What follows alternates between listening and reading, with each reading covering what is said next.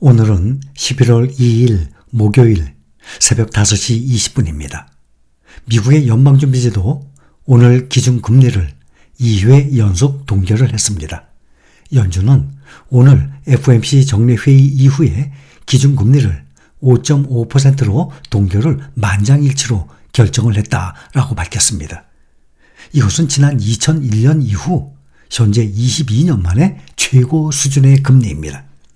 인플레이션 지표의 둔화세가 계속되고 미국 국채 금리가 상승을 하면서 시장이 전망한 대로 2번 연속 금리를 동결을 한 것입니다.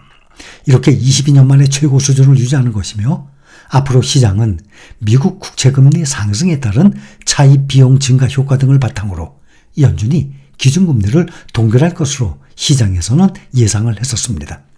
연준은 40년 내 최악의 인플레이션을 잡겠다는 목표로 작년 3월부터 올해 5월까지 10번 10회 연속 금리를 공격적으로 인상을 했다가 지난 6월 15개월 만에 처음으로 금리를 동결을 했었습니다. 이어서 7월에 0.25% 베이비 스텝을 밟은 뒤에 9월에 이어서 이번에 다시 금리를 동결하는 결정을 내렸습니다. 연준이 인플레이션 둔화를 위해서 지난해 3월부터 11차례에 걸쳐서 공격적으로 기준금리를 인상을 해왔음에도 불구하고 미국 경제는 경기 침체를 현재 피해온 상태입니다. 최근에는 미국의 3분기 국내 총생산 GDP가 직전 분기 대비 4.9% 성장했다는 상당한 수치까지 나오기도 했었습니다. 미국 인플레이션은 지난해 6월 9.1%로 정점을 찍은 이후에 둔화세를 보이고 3%대까지 내려왔지만은 여전히 연준의 목표치 2%대를 웃돌고 있는 상황입니다. 연준이 이렇게 2회 연속 기준금리 동결을 발표한 이후 미국의 증시는 상승세를 유지했습니다. 제롬 파월 미국 연방준비제도 의장은 기준금리 동결 직후 기자회견에서 최근 인플레이션 둔화에 대해서 지난 여름 인플레이션 수치가 상당히 양호했다라고 평가를 했었습니다. 이것은 열흘 전 인플레이션이 여전히 너무 높다 발언해서 비둘기파로 한 발 더 다가선 것으로 평가가 됩니다. 그러나 파월 의장은 금리 결정 후 기자회견에서 2차례 금리 인상을 중단한 이후에 금리를 더 올리기 어려울 것이라는 시장의 생각은 틀렸다면서 연내 추가 금리 인상 가능성을 열어두었습니다. 시장에서는 연준이 이번 사이클에서 금리 인상을 마쳤다고 해석을 하고 있어요. 2회 연속 금리를 동결했다는 사실은 연준이 12월에도 금리를 동결할 것을 시사한 것이면서 그렇게 된다면 연준은 금리 인상을 다 한 것이라고 보고 있는 것입니다. 연준이 중시하고 있는 인플레이션 지표인 근원 개인 소비 지출 PCE 가격지수 상승률이 9월에 3.7%를 기록을 하면서 하락세를 계속하고 있고 9월에 근원 소비자 물가지수 CPI도 전년 동월 대비 4.1%로 둔화세가 지속되고 있는 것이 연준의 금리 동결 배경으로 또 꼽히기도 합니다. 여기에다가 최근에 미국 국채 금리가 고공행진하면서 추가적인 금리 인상 필요성도 줄었다는 게 시장의 분석입니다. 국채 금리의 상승에 따른 금융 긴축이 연준의 기준금리 인상과 효과 면에서 유사하다는 이유입니다. 재무부가 국채 발행 규모 확대 속도 조절에 나서면서 국채 금리가 급락한 데다가 파월의 비둘기적 발언까지 더해지면서 국채 금리는 급락을 했습니다. 연준이 예상대로 금리를 동결을 하자 오늘 국채 수익률은 2% 이상 크게 하락했습니다. 10년 만기 국채 수익률은 4.8% 선으로 떨어졌고 2년 만기 국채 수익률은 5% 선 아래로 떨어졌습니다. 연준이 금리 정책에 민감하게 반응하는 2년물 수익률이 0.119 급락해서 4.952%로 떨어졌어요. 마침내 5% 선 아래로 떨어졌습니다.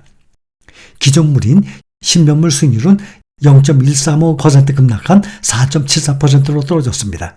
지난달에 한 번도 무너진 적이 없는 4.8% 선이 마침내 오늘 무너진 것입니다. 시장에서는 올해 마지막 12월 FOMC 회의에서도 금리가 동결될 가능성이 더 큰 것으로 보고 있습니다. 2023년 올해 마지막 FOMC 회의가 12월 14일 우리나라 시간으로 12월 14일 새벽 3시에 또 결과가 발표가 됩니다. 다만 인플레이션이 연준 목표치 2%를 상회하고 있다는 점 등에 따라서 한 차례 베이비 스텝 0.25% 인상 있을 수 있다는 전망도 일부는 있습니다. 연준이 오늘 기준금리 동결로 우리나라와 금리차는 상단 기준으로 2% 그대로 유지가 됐습니다. 한국은행은 지난달 10월 19일 기준금리를 다시 3.5%로 동결을 했었습니다. 어제에 이어서 오늘도 4대 지수 모두 상승했습니다. 다우가 0.67%, 가장 적게 상승한 것이 0.67%예요. S&P 500이 1.05% 상승해서 4,237, 다시 4,200 넘었죠. 3일째 상승 중입니다. 나스닥은 1.64% 상승해서 13,061, 다시 13,000 넘었습니다. 나스닥은 4일째 상승 중입니다. 필라델피아 반도체 가장 많이 뛰어 올랐습니다. 2.33% 상승해서 3,290입니다. S&P 500은 지지선 4,200을 엿새 만에 다시 회복을 했습니다. 4,200선은 지난달 25일 붕괴가 됐었습니다. 4,200을 붕괴 엿새 만에 회복을 함에 따라서 미국 증시에 들어왔던 먹구름도 일부 가실 전망이에요. 나스닥도 마찬가지로 지난달 25일 13,000선이 붕괴된 지 엿새 만에 다시 13,000 지지선을 회복을 했습니다. 오늘 그동안 부진했던 빅테크주들 모두 일제히 상승을 했습니다. 특히 엔비디아는 가장 많이 올라서 3.79% 상승했습니다. 메타도 3.51%, 아마존도 3% 가까이, 테슬라가 2.4% 상승하고 반도체 AMD가 10% 가까이 폭등을 했습니다. 또 이틀간 25%나 폭락을 했던 온세미컨덕터가 오늘은 3.51% 상승을 했습니다. 시가총액 1위, 미국 대표하는 기업 애플의 혹한기가 닥쳤다 합니다. 실적을 발표한 지난 8월 3일 이후 3개월간 주가가 11% 이상 하락을 했고 시가총액도 4천억 달러, 우리 돈으로 500조 이상, 삼성전자 시가총액 이상이 증발했습니다. 2위인 마이크로소프트와의 격차도 현재 약 1,500억 달러로 줄었습니다. 현재 애플이 2조 7,200억 달러 시가총액이, 마이크로소프트는 2조 5,700억 달러입니다. 조만간 마이크로소프트가 역전할 수 있다는 전망도 나오고 있습니다. 애플 부진의 가장 큰 원인은 차이나 리스크예요. 미국과 중국 사이의 지정학적 갈등이 커지고 있고 반도체와 함께 애플이 소용돌이에 휘말리고 있습니다. 최신작의 아이폰 15의 중국 판매 부진이 문제입니다. 출시 직전 중국 당국이 공무원들의 아이폰 및 애플 기기 사용 금지를 명령했다는 소식에 한바탕 홍역을 치른 애플은 아이폰 15 시리즈의 가격을 동결을 하면서 중국 시장 지키기에 나섰습니다. 중국이 애플의 주요 생산 거점이자 애플 매출의 19%를 차지하는 가장 중요한 시장이기 때문입니다. 하지만 9월 22일 아이폰 15를 정식으로 출시하고 한 달이 지난 현재 자체 개발 5G 칩을 탑재한 메이트 60 프로와 소비자들의 애국 소비에 힘입은 현지 기업 화웨이에 중국 시장 1위 타이틀을 내준 상태입니다. 아이폰 15 시리즈의 한 달간 중국 판매량은 전년 대비 6% 감소한 것으로 나타났습니다.